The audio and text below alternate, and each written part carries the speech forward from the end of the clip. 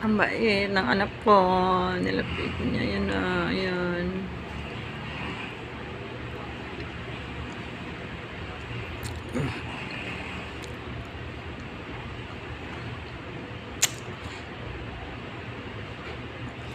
Guys.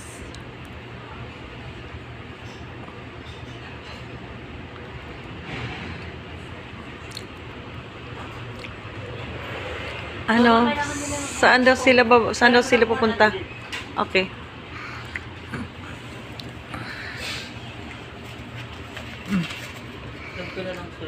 Pamuwa. Ang layo naman. Bo. Siguraduhin mo ang uwi niyan. Tanong mo. Ayan, binigyan ko ng 100 para bigay doon.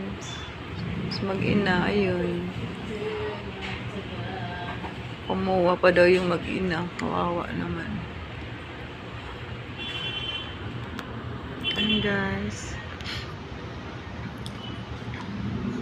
Bigay ko sa anak ko.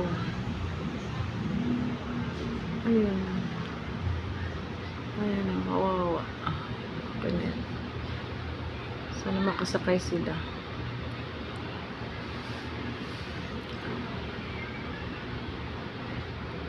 Ayun, pinaharapan ng anak ko para makasakay lang sila.